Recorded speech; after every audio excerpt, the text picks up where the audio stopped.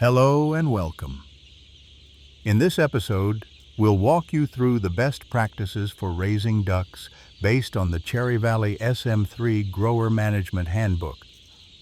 Our goal is to help you get the maximum yield of quality duck meat at the least cost while keeping your flock healthy and thriving. We'll cover everything from setting up proper housing accommodation, feeding, and nutrition hygiene and disease prevention to day-to-day health management and record keeping. The tone is friendly and practical, as if a knowledgeable advisor is by your side on the farm. Whether you're new to duck farming or looking to improve your operation, this guide will give you clear and simple tips you can apply. Remember, ducks require a high standard of care. Careful attention to their environment, especially when they're young, and close attention to detail will help your ducks reach their target weights efficiently. Let's get started. First, let's talk about providing suitable accommodation for your growing ducks.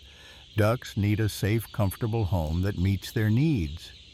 Good housing is the foundation for a healthy, productive flock. Here are some key considerations for duck accommodation. Isolation from other flocks. Ideally, keep your duck farm isolated from other poultry to prevent disease. It's best if only one age group of ducks is on site at a time, all in, all out. For example, having at least 3 kilometers of separation from other duck farms is a good practice. If you must raise ducks of different ages on the same farmhouse, them as far apart as possible. And practice strict biosecurity. We'll cover biosecurity soon. Protective, comfortable housing. The duck house should protect birds from predators and bad weather while providing plenty of fresh air and space. Make sure the building can be ventilated and that you can control light. Install lights on timers, dimmers to manage day length for the ducks. The house must offer enough floor area and ventilation capacity for the number of ducks you raise. In short, ducks should be safe from drafts and rain, not overcrowded, and have a controllable environment temperature and light. Easy to clean floors and surfaces. Use construction materials that allow thorough cleaning and disinfection. Concrete floors are highly recommended because they won't absorb water and can be power washed and disinfected between flocks. Ducks love water and will make a mess if water isn't managed, so a well-designed house will include features to handle spilled water. More on that next. All wall and floor surfaces should be finished in a way that you can wash and disinfect them effectively between flocks. Litter and water management. Keep the litter bedding dry and clean. Because ducks tend to splash water, plan your housing to manage moisture. One effective solution is to use a drinker island, a raised slatted platform where you put the water drinkers. This way, any spilled water drains away or falls below the slats instead of soaking the bedding. Use good quality plastic slats to avoid sharp edges hurting ducks' feet, and provide gentle ramps so even young ducks can climb up to drink. If you're using a partly slatted floor, keep slatted sections to no more than about 30% of the total floor area. This ensures ducks still have plenty of comfortable litter area. Some modern duck houses are even fully slatted. Ducks actually grow well on slatted floors as long as the slats are smooth, and fully slatted systems can improve feed conversion and keep birds cleaner. Just be mindful of inspecting slats for damage. Routine maintenance. Check your facilities regularly. Make sure the electricity and water supply are reliable. A failure of either can quickly lead to problems. Ducks can overheat, dehydrate, or miss meals. Repair any broken equipment right away. Also inspect drinker platforms, ramps, and slats for wear and tear. If you find any sharp edges or damage, fix them before they injure your duck's feet. A well-maintained house helps ducks stay healthy and growing. Now, how much space do your ducks need, and how should you arrange them as they grow? Ducks grow fast, so their space requirements change over time. In the first few days of life, the brooding period, we usually start them in a smaller heated area to keep them cozy and near food and water. There are two common brooding methods: spot brooding local heat sources with a guard or ring to confine ducklings near the heat, and whole house brooding, heating the entire house and allowing ducklings to roam freely. Both can work well, but spot brooding is very popular because it lets ducklings find their comfort zone. They can move closer to or farther from the brooder to regulate their temperature. For spot brooding, you can use a brooder guard, also called a brooder surround or ring, to keep the ducklings together. A typical setup is an elliptical ring about 4 meters by 7 meters 0.5 meter high, which can hold roughly 1,000 day-old ducklings. Inside the ring are heat lamps or brooder heaters, plus feed and water, so the babies don't have to wander far to eat or drink. Start with the ring fairly snug and expand it a bit each day as the ducklings grow stronger and more active. By day 7, you should be able to remove the brooder ring entirely and let the ducklings use the full floor area of the house. If you use whole house brooding from the start, you won't have a ring to remove, but be sure the little ones can find the heat source and feeders in the bigger space. After the first week, your ducks enter the nursery growing phase. From 7 days to about 18 days of age, give them at least 0.1 square meters of floor area per duck. That's about 1 square foot per bird in the house. This space helps them grow without crowding during the brooding nursery period. If you're raising ducks in a semi-intensive system, meaning they have an indoor house plus access to an outdoor run, you can allow a bit less space indoors, still 0.1 m2 inside per duck, as long as each duck also has about 0.2 m2 of outdoor run space available. Just ensure the outdoor area is safe and that the ducks can easily go in and out. After 3 weeks, once the ducks are feathered and no longer need extra heat, they are in the finishing stage. Avoid overcrowding in the finishing period. It not only stresses the ducks and slows their growth, but also can cause wet litter and disease issues. Cherry Valley's guidelines suggest a stocking density of around 5 to 6 ducks per square meter on a straw-based litter system. This works out to roughly 25 kilograms of live weight per M2 at slaughter, which is a good balance between efficient use of space and bird welfare. Some high-tech operations stock at higher densities, even up to 10 ducks per M2 in very sophisticated housing, but packing birds in too tightly can limit individual growth as density rises and increase the risk of health problems. In fact, while total meat output per square meter might increase with very high density, the ducks may not grow as well, and you run a higher risk of losses to disease. For most farms, it's better to give the ducks a bit more room so they stay comfortable and reach their weight targets. Keep an eye on your flock. If you see the ducks panting in heat or piling on each other, or if the litter is constantly wet, these can be signs that stocking density or ventilation needs adjustment.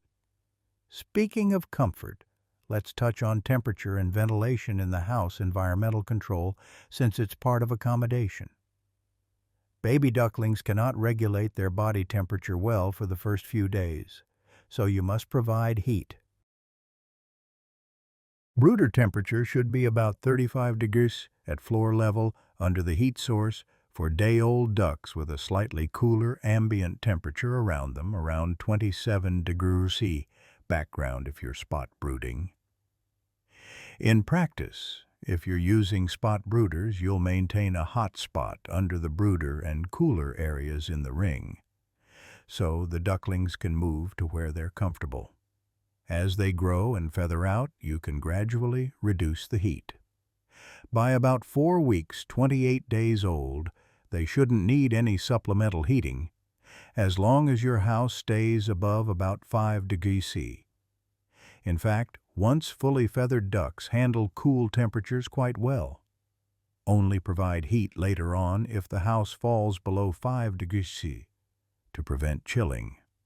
Extremely cold temperatures below 0 degrees C are a problem, mainly because the water lines or drinkers can freeze, and the ducks may eat more feed just to keep warm, hurting feed efficiency. In very cold climates, having a bit of background heat in the house to keep it just above freezing can improve performance and keep litter dry. Conversely, in hot climates, you will likely stop heating much earlier. Ducklings might only need heat for a week or so in tropical conditions, and you may need to focus more on cooling and ventilation. Always watch the ducks' behavior to gauge if the temperature is right. If they huddle under the heat source, they're cold. If they scatter to the edges and pant, they're too hot. Ideally, content ducklings will be active, evenly spread, and quietly resting in groups when comfortable. Use thermometers to monitor brooder and house temperatures, but let the duck's behavior guide you. They will tell you if they're uncomfortable. Good ventilation is another critical part of housing. Ducks produce moisture, heat, carbon dioxide, and ammonia, and all that needs to be ventilated out of the barn. From day one, ensure there's fresh airflow in the house without chilling the ducks in drafts. Ventilation systems should provide enough oxygen. Remove stale air and keep ammonia levels low, ideally below 10 ppm. Ammonia from droppings and wet litter can damage the duck's lungs if it builds up.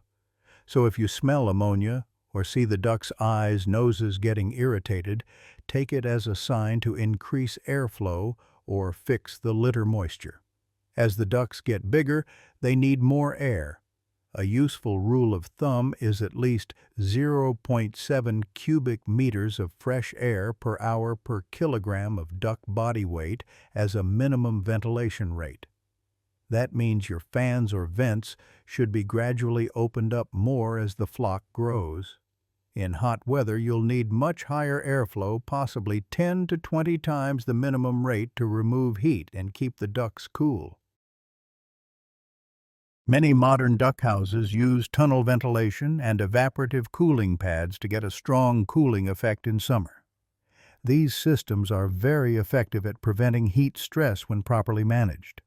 Whatever system you use, natural ventilation or power fans, make sure cold air doesn't blow directly on the ducks. No direct drafts at bird level, especially on ducklings, and that the air distribution is even throughout the house. Young ducklings prefer a gentle air speed, under 1 mmHg, but older ducks in hot weather can benefit from higher air speeds up to 3 mmHg to help them cool off. Ventilation is a balancing act. You want to remove moisture and gases, but not chill the birds. Adjust your inlets and fans frequently, and check conditions on the floor where the ducks are. If in doubt, remember fresh air is good for ducks, as long as it's not too cold or blowing directly on them. A clean, fresh-smelling house with no ammonia odor is the goal. Finally, lighting of the house is also part of accommodation. Give the ducks plenty of light in the brooding stage so they can find feed and water easily. A common program is to provide 23 hours of light per day for the first 2 to 3 days, then gradually reduce to around 18 hours of light by 1 week old. Ducks do benefit from a bit of dark period short night each day after the first few days. A period of darkness can improve leg health and reduce metabolic issues since it encourages the birds to rest. So many growers use 18 hours light, 6 hours dark as a stable schedule after the first week or so. Keep lights reasonably bright, at least 20 lux in the barn, so the ducks stay active and can see their feed and water well. For the first week, you might even go brighter up to 40 lux around the feeders and drinkers to make sure all the ducklings find nourishment. After that, you can maintain 20 lux. For reference, 20 lux is about the brightness of a typical warehouse or a shaded area on a sunny day, enough to read by easily. Use a lighting system with timers and dimmers so you can control day length and gradually dim up, down at dawn and dusk. This helps prevent the ducks from stampeding if lights snap on or off suddenly. Modern LED lights or fluorescents are great for barns because they are efficient. Just ensure you distribute lights evenly so there are no dark corners.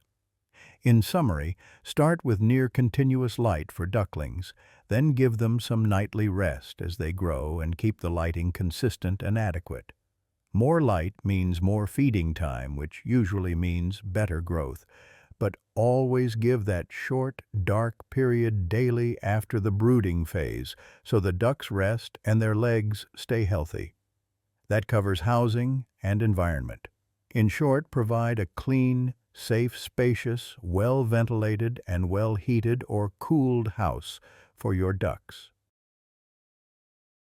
If you get the accommodation right, you've set the stage for success. Now let's move on to the next big topic, feeding your ducks. Feeding is one of the most important parts of duck farming. Feed typically represents the largest cost, and it has a huge impact on growth. Cherry Valley ducks, SM3 breed, are genetically fast-growing and very feed-efficient, but they only reach their potential if you give them the right nutrition. So how should you feed them? We'll talk about both the feed itself diet and the feeding equipment practices to make sure every duck eats enough.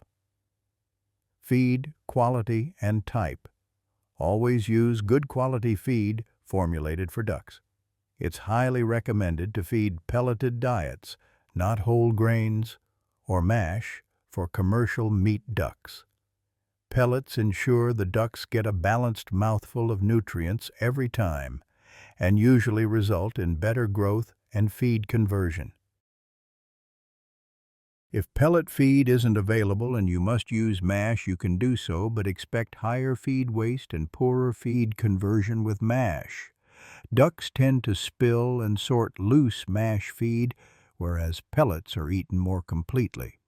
So aim for a high-quality pelleted feed store at properly cool, dry storage, protected from rodents and mold, and use it fresh. Feeding program phases of feed ducks have different nutritional needs at different ages. Large-scale producers often use a phased feeding program with multiple rations formulated for each growth stage. For example, Cherry Valley recommends a 4-stage diet for optimal growth in commercial flocks. Starter 1 feed from 0 to 9 days, Starter 2 feed from 10 to 16 days, then a grower feed from 17 to 42 days, and finally, a finisher feed from 43 days to slaughter. Each step down in protein energy content matches the ducks' changing requirements as they get older. If you plan to slaughter the ducks relatively early, around 6 weeks or 42 days, a finisher diet may not be necessary. Ducks slaughtered before 45 days can often go straight from the grower feed to processing without a separate finisher. In that case, the grower feed would be fed from 17 days until market. For small-scale or backyard flocks, a simpler 2-stage feeding program is usually sufficient and cost-effective. For instance, starter feed from 0-14 days, then a grower/finisher feed from 15 days to finish.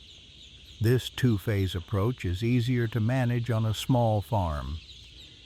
The main idea is that younger ducklings need a higher protein starter diet, while older ducks after 2 weeks can transition to a lower protein grower diet. Using many small phase changes can improve efficiency a bit. It makes sure you're not overfeeding expensive nutrients when the duck doesn't need them, but having too many feed types is only practical for large operations that can handle the logistics.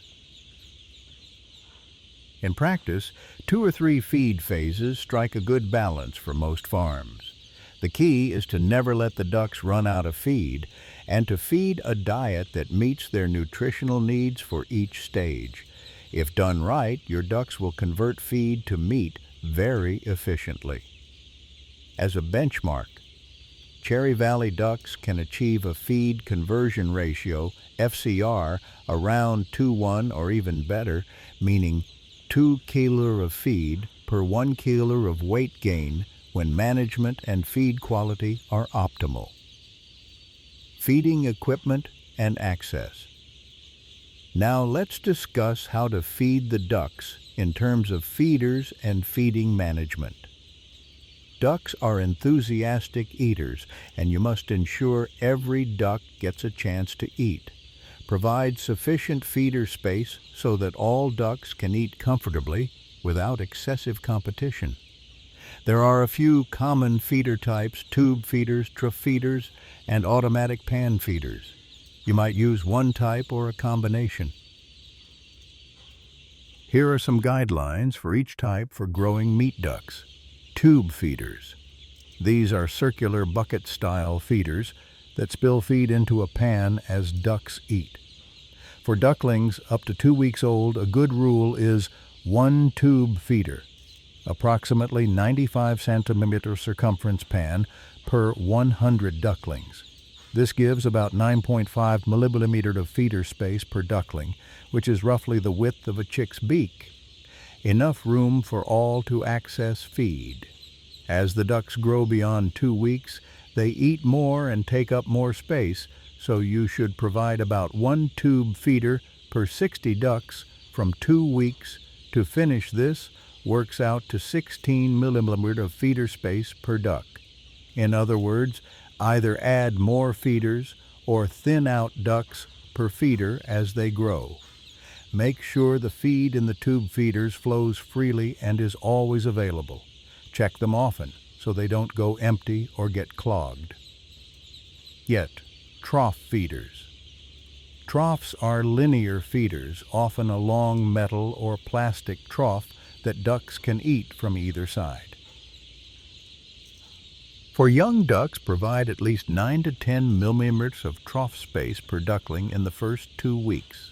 For example, 100 ducklings would need about 1 millimeter of trough space since they can eat from both sides. That could be 0.5 millimeters trough accessible from both sides, or equivalent. From 2 weeks onward, increase to about 16 millimeters of trough space per duck.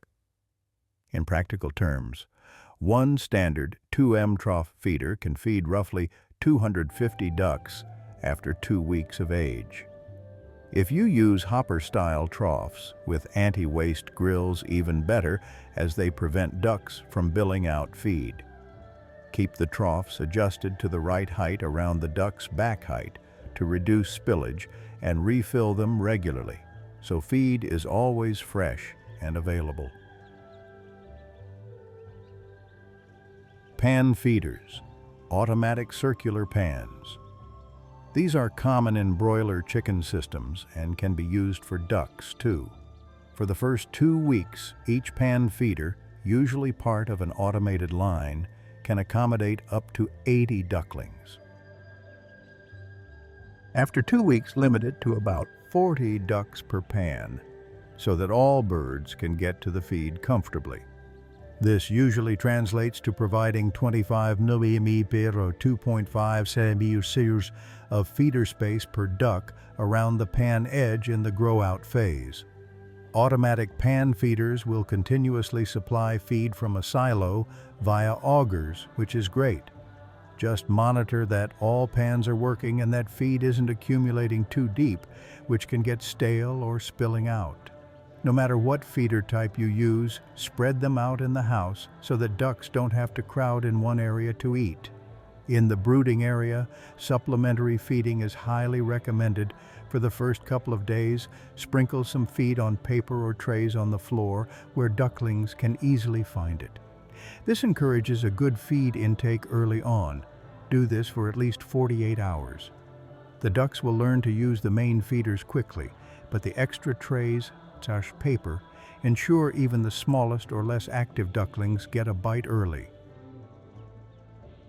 Remove any paper or trays once the ducklings are eating well from the regular feeders, usually after 2 to 3 days.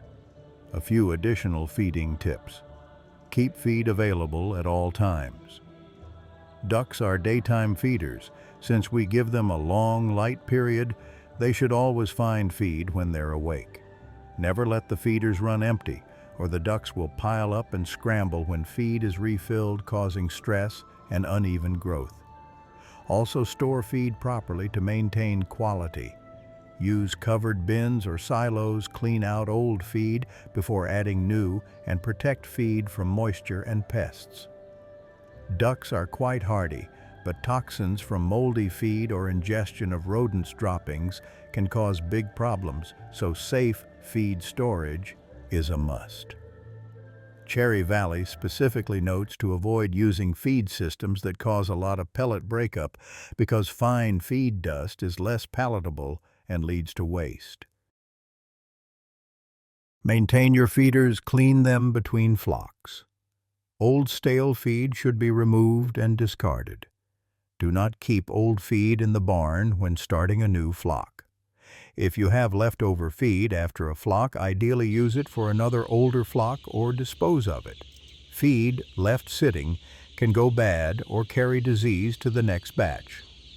Finally, when your ducks reach market age, remember to withdraw feed about 6 hours before catching them for slaughter. This pre-slaughter feed withdrawal helps clear their digestive tract, making processing cleaner. They should still have access to water during this time up until loading. 6 to 8 hours without feed is usually sufficient. Don't go much longer or the ducks will lose weight and become too hungry, but do ensure they aren't full of feed when loaded on the truck. By following these feeding practices, using high-quality pelleted feed, feeding the right diet phase at the right time, providing ample feeder space, and maintaining everything clean and accessible, you'll set your ducks up for excellent growth. Each extra bit of care in feeding, especially in the first week, pays off in final weight. In fact, every additional gram a duckling gains by 7 days of age can add 8 to 10 grams to its weight at slaughter. So feeding is definitely an area where your effort translates to results. Now that we've discussed housing and feeding, the next critical topic is hygiene, keeping the ducks' environment clean and preventing disease. A clean environment and good biosecurity disease prevention measures are vital for duck farming. Ducks are generally hardy animals with strong immune systems resistant to many poultry diseases, but they are most vulnerable when young in the first 5 weeks. That means the brooding and early growing period demand maximum effort in hygiene and care to keep them disease-free. In this section, we'll cover how to maintain cleanliness, manage litter and waste control diseases, and what preventive health measures to take. House cleaning between flocks. Before a new batch of ducklings arrives, you should thoroughly clean and disinfect the house and all equipment. It's recommended to finish cleaning at least 1 week before the new ducks come. Remove all old litter and manure, then wash everything: walls, floors, drinkers, feeders, vents with water and a detergent or soap to remove organic matter. Next, apply a proper disinfectant to kill any pathogens. Spray or foam it on all surfaces at the recommended concentration. Some farms even fumigate the empty house with an appropriate fumigant as an extra step if safe and legal in your area. It's a great idea to take swab tests or bacterial counts from surfaces after cleaning to see if your process was effective. If tests show remaining contamination, clean again. Once cleaned and disinfected, let the house and equipment dry completely. Moisture can let germs survive, and will also spoil your new bedding. Very importantly, flush out and rinse all water lines and drinkers after disinfection. Ducks are sensitive to chemical residues. You don't want any disinfectant or detergent left in their drinking water lines, as this could poison the new ducklings or harm their gut flora. So, after you finish cleaning, run clean water through the system thoroughly. By the time the new ducklings arrive, the barn should be dry, smell clean, and be free of old feed or waste. Preparing the house this way breaks the cycle of infection from one flock to the next. Biosecurity, keeping germs out. A big part of hygiene is preventing disease from entering your farm. This means controlling people, equipment, or other animals that come into contact with your ducks. Limit visitors to your duck house. Only essential workers or vets should enter. Anyone who does enter must wear clean protective clothing and boots that are dedicated to your farm or provided by you on site. Ideally, they should not have been around other poultry for at least 24 hours before visiting your ducks. This reduces the chance they carry in a virus or bacteria on their clothes or shoes. Set up a foot bath disinfectant mat or tray at the entrance to each barn and make sure everyone steps in it to disinfect their footwear or provide clean boots that never leave that barn.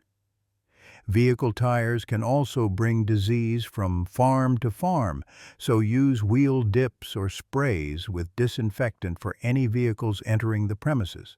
Keep other animals away from your ducks. Dogs, rodents, wild birds, even flies can carry diseases.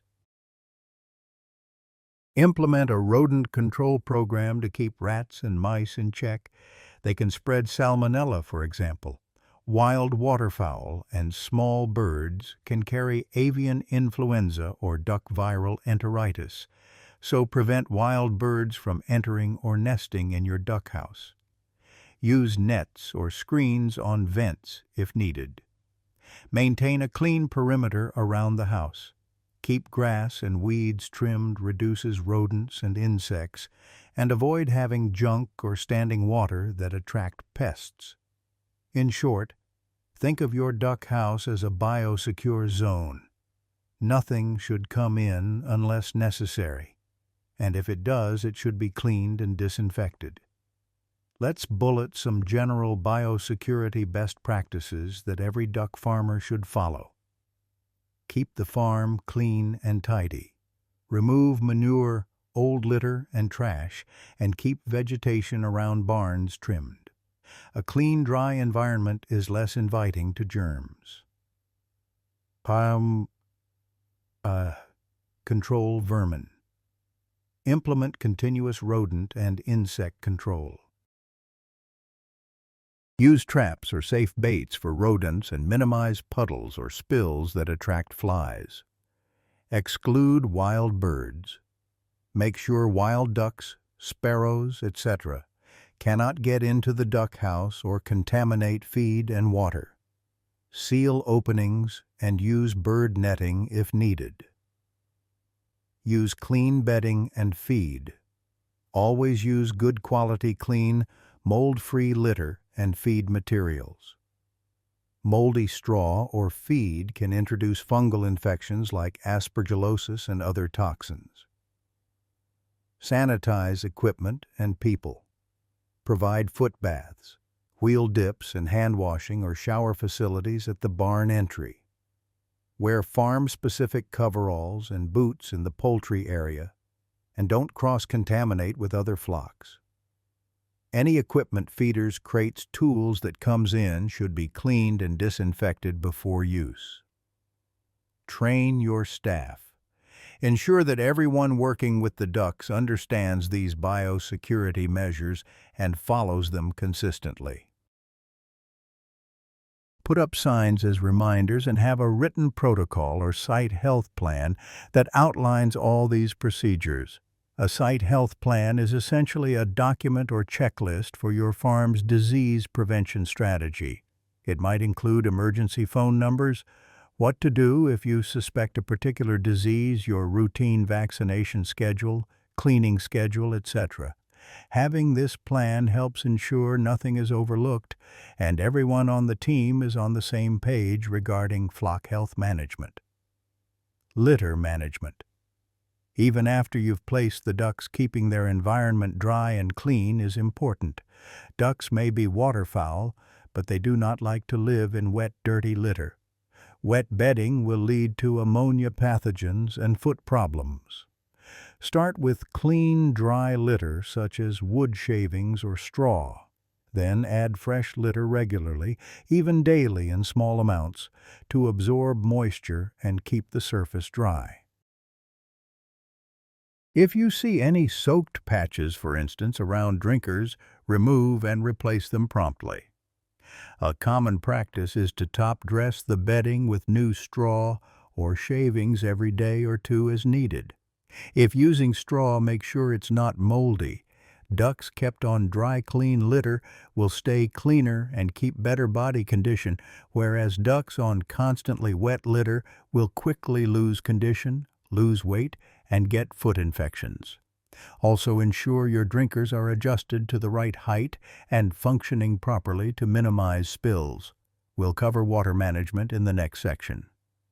Proper ventilation, as mentioned, greatly helps keep litter dry by removing moisture from the house, so the areas of hygiene and ventilation go hand in hand. Vaccination. Depending on your region and the disease challenges there, you may need to vaccinate your ducks for certain diseases. Ducks are not vaccinated as routinely as chickens in some places, but there are 3 major duck diseases that have effective vaccines. Duck viral hepatitis, DVH.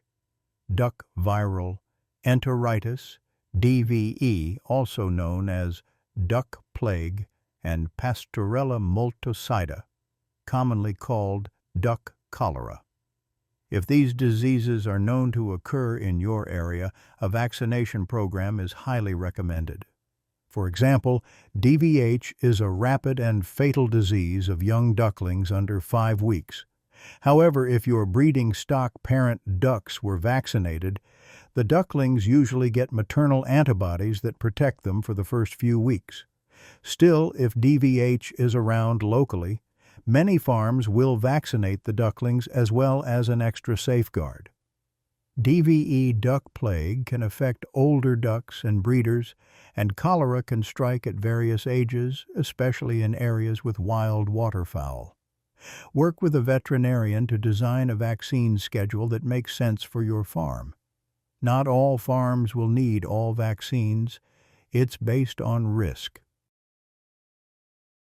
Some countries might also have vaccines or requirements for other diseases. Always use high-quality vaccines from reputable manufacturers and store and administer them correctly. Vaccines are sensitive biological products.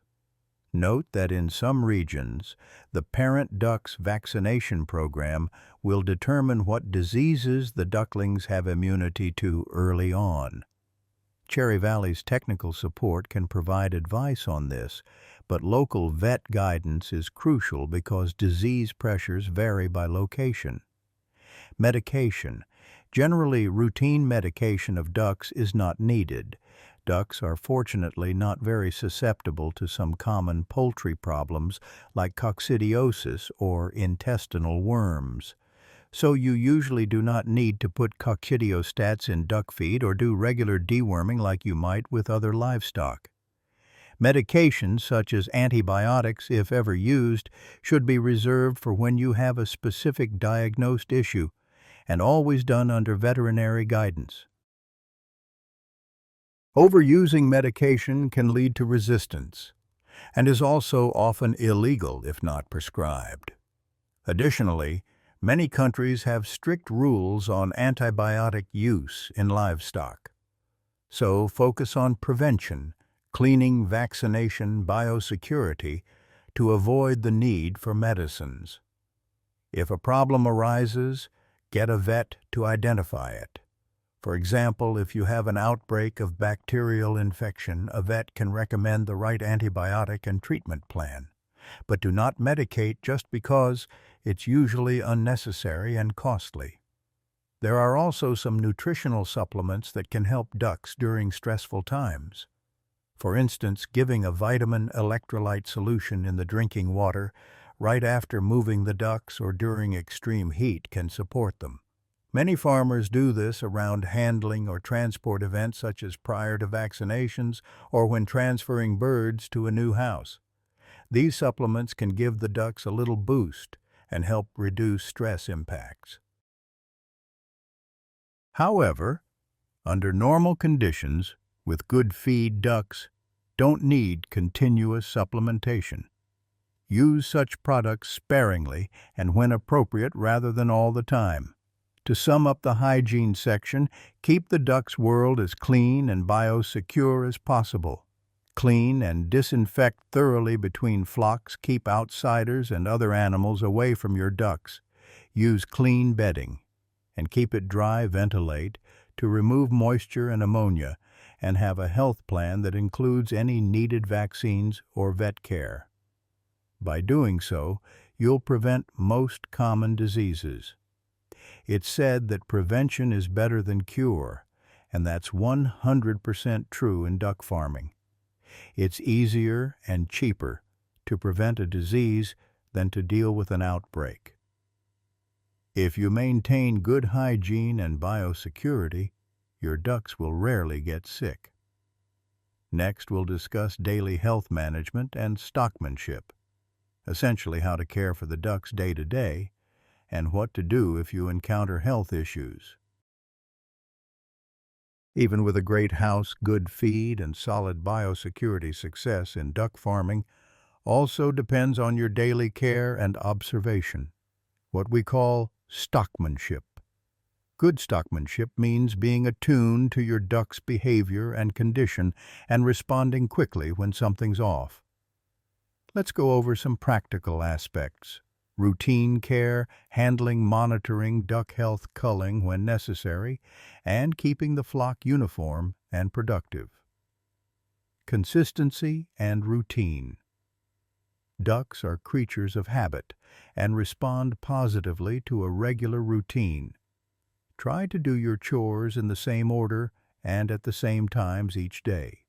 For example, if you typically enter the barn at 7 a.m., turn on lights, if not automatic, then feed or check feeders, then refill drinkers or check water, and so on. Keep that pattern daily. When ducks know what to expect, they stay calmer. Start your working day at the same time every morning and avoid sudden changes. If you do need to introduce a change, say a new type of feeder or a different feeding schedule, do it gradually and calmly. Make one change at a time and, if possible, give the ducks a chance to get used to it over a couple of days. Sudden disruptions or rough handling can stress the ducks and set them back. Also, it's wise to keep a daily logbook where you note the completion of key tasks and any observations, like added extra straw in northeast corner, or noticed a few ducks limping, trimmed a sharp feeder edge, etc. This record helps you track what's happening and any actions you took. It's also useful for troubleshooting more on record keeping in the next section. Handling ducks. From time to time, you'll need to handle ducks, whether to weigh sample birds, move them, or examine a sick individual. Always handle ducks gently and with care. Here are a few handling tips that will keep your ducks safe and make the job easier for you. Never pick up ducks by their legs. A duck's legs can be injured easily if you hang or catch them by the feet. Instead, if catching adults, you can grasp them by the neck. Ducks have strong neck muscles and short necks. Holding by the neck is an accepted method for ducks and geese, and then support the body. For ducklings or small juveniles, you might cup them in your hands or hold them around the body. The key is to avoid causing pain or panic.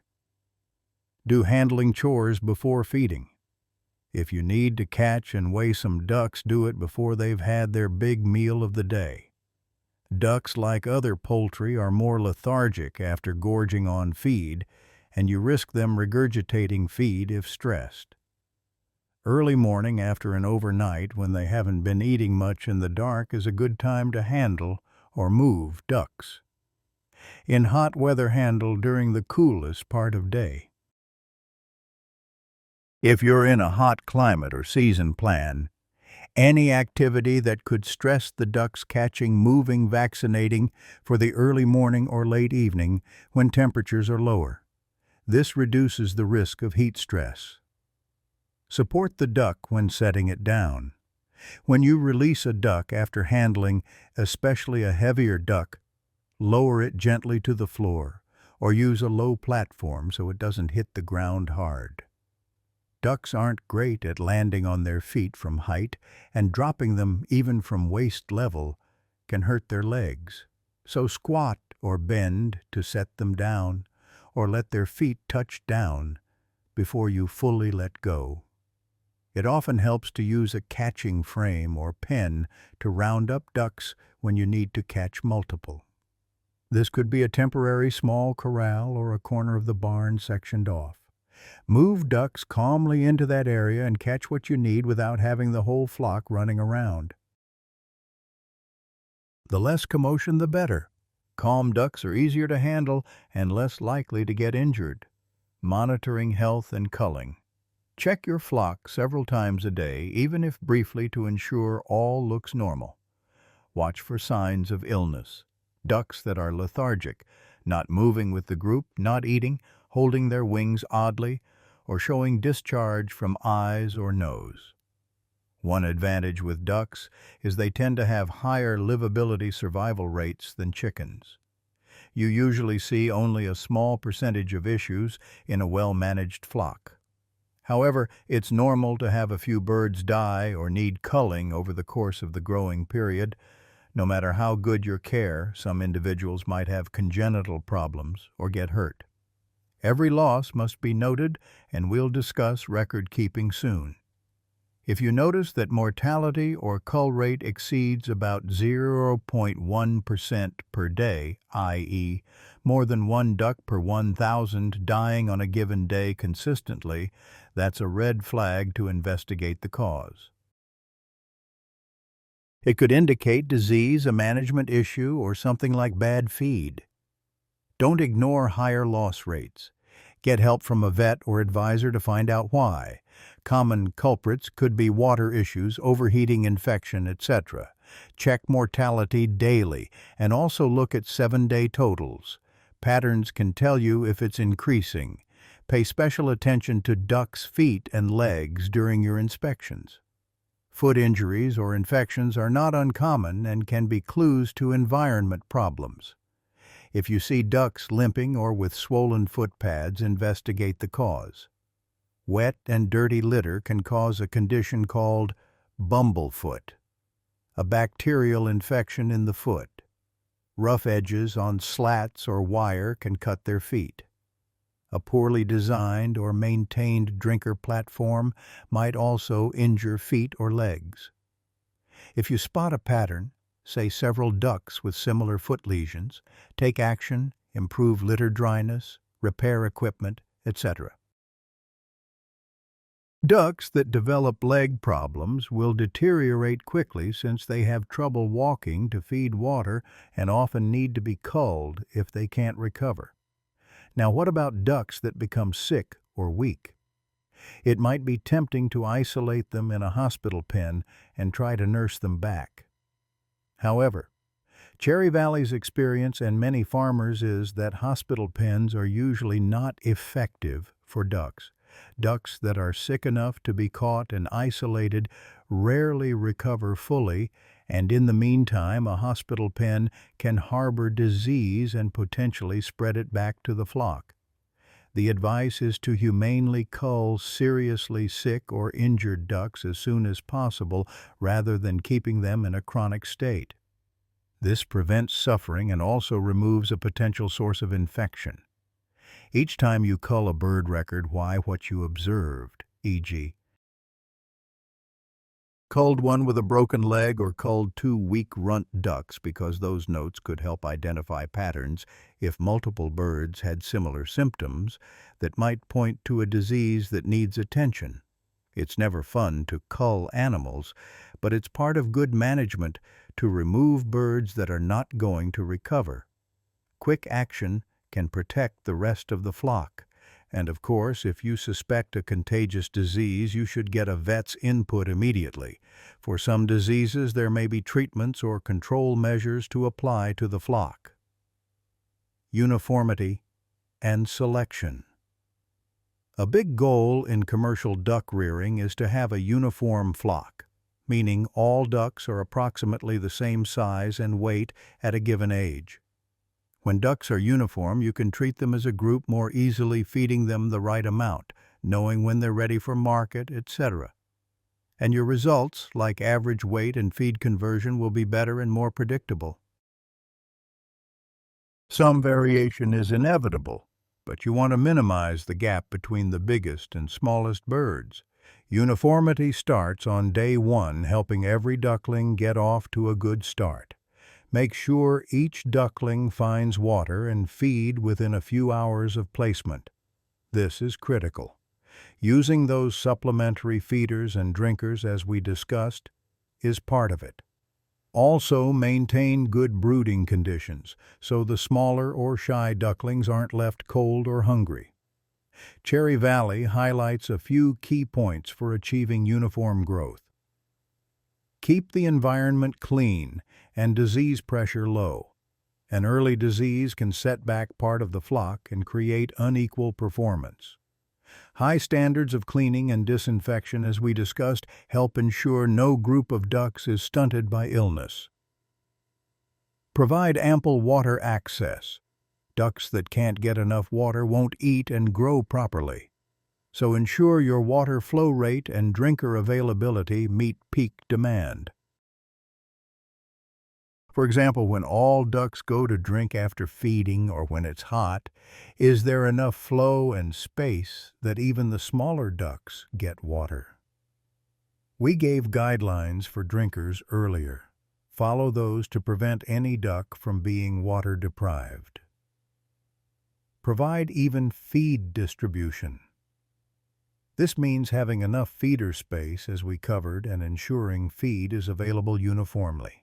Each duck should have an equal opportunity to eat each day. Check that feed is not just clumped in one area. If you use an automatic feeder line, ensure all pans are getting feed. For hand-filled feeders, walk the length of the house to distribute feed evenly. If you notice some smaller ducks hanging back, try feeding a bit on the floor for them or adding an extra tray. The goal is no one is left hungry due to competition. Use good quality litter. This might not be obvious, but poor litter, for example, if it's moldy or too dusty, can introduce health issues like respiratory infections. Aspergillosis is a fungal infection from moldy litter. Such issues can affect some birds more than others, leading to uneven growth. So using clean, dry bedding helps keep all ducks healthy and growing at the same rate. Proper culling selection. If there are a few very weak or stunted individuals, it may be better to remove them cull rather than letting them remain and compete for feed water. Also, never send obviously sick or weak ducks to processing with the healthy ones.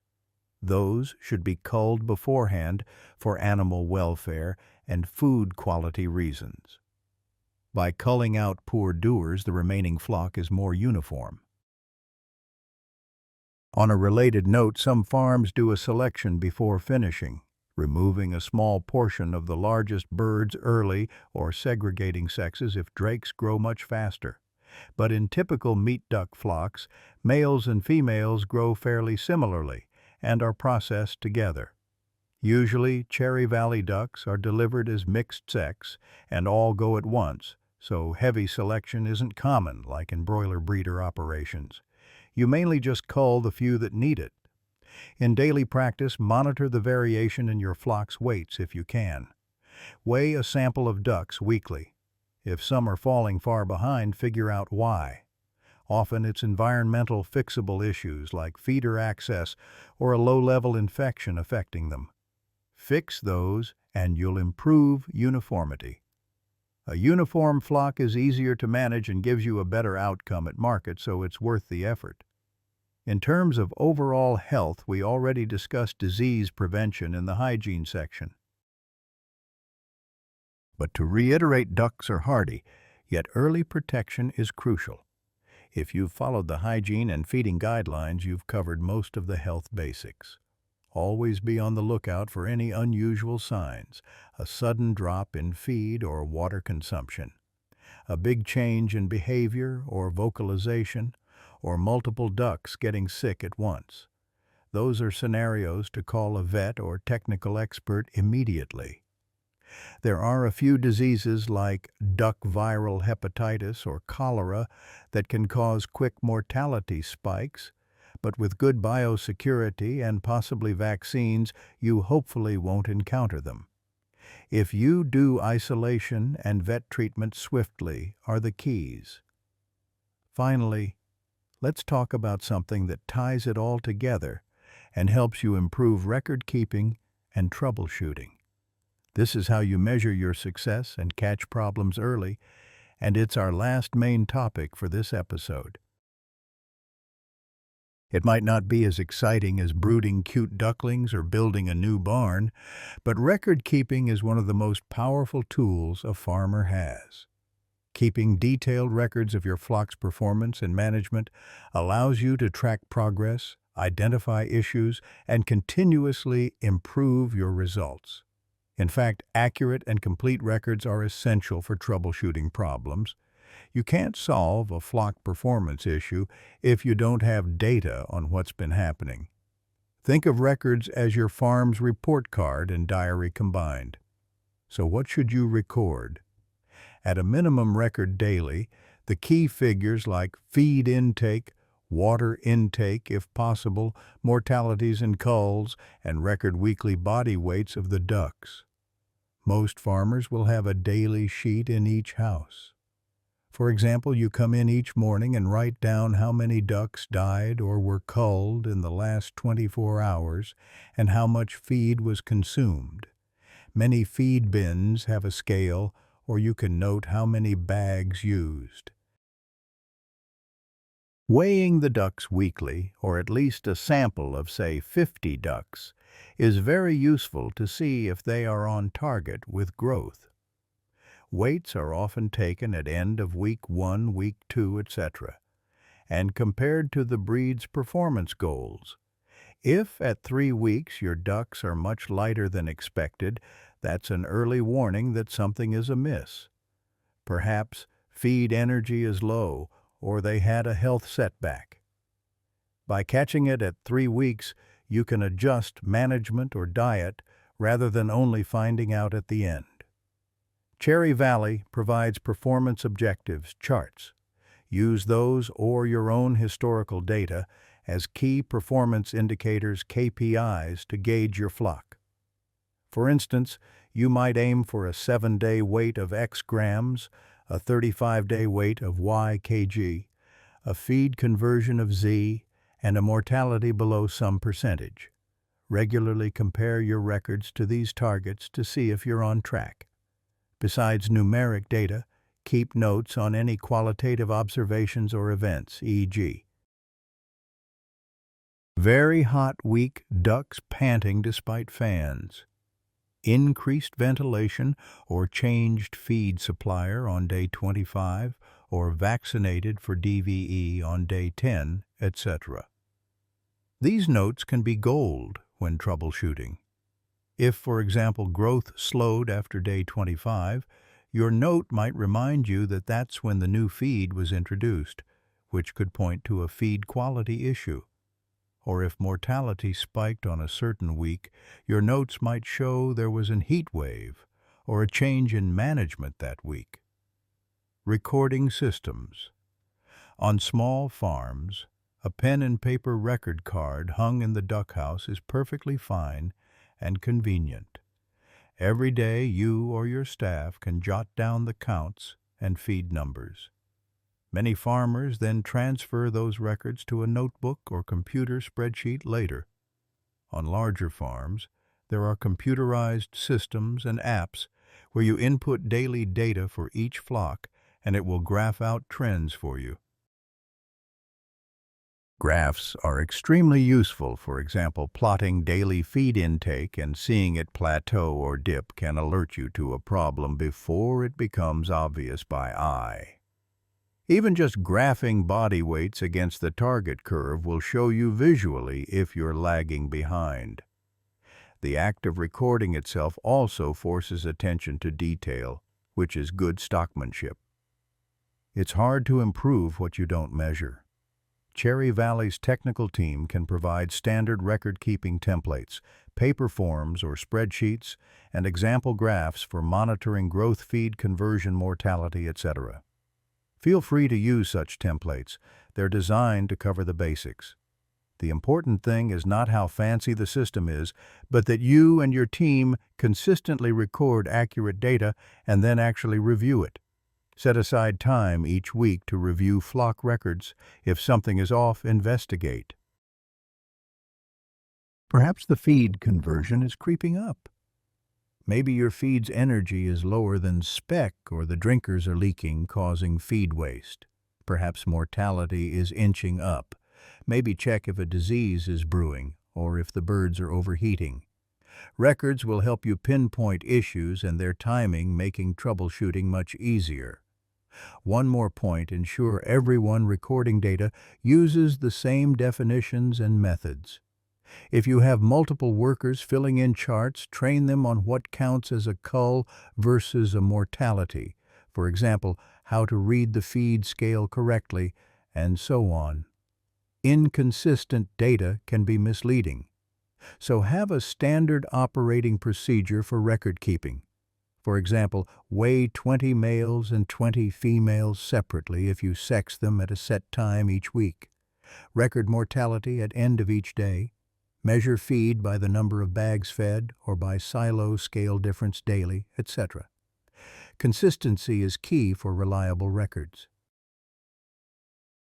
When you have a problem on the farm, turn to your records. They are usually the first step in diagnosing.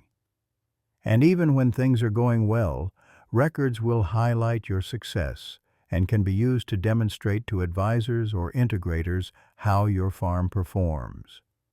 In some cases, maintaining good records might also be part of certification or compliance with local farming regulations. To wrap up on records, be diligent in recording and use those records to guide your decisions.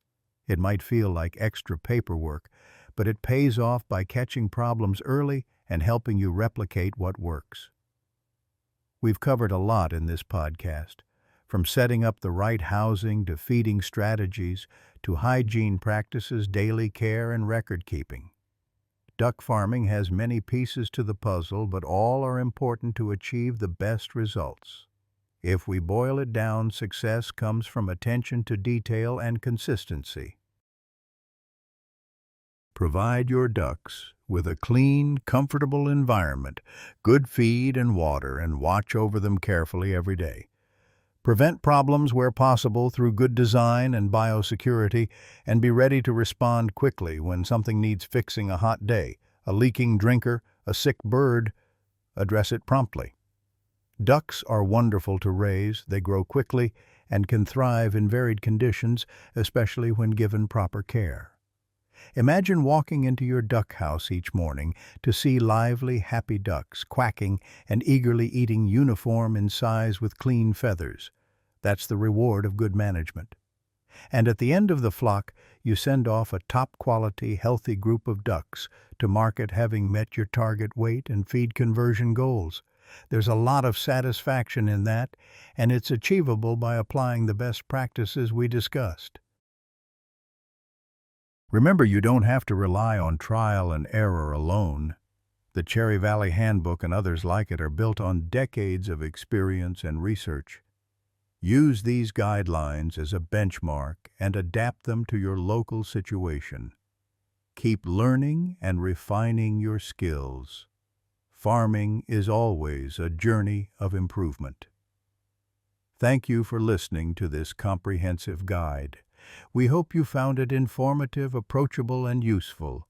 Here's to your success in duck farming. May your flocks be healthy and your results excellent. Happy farming and goodbye for now.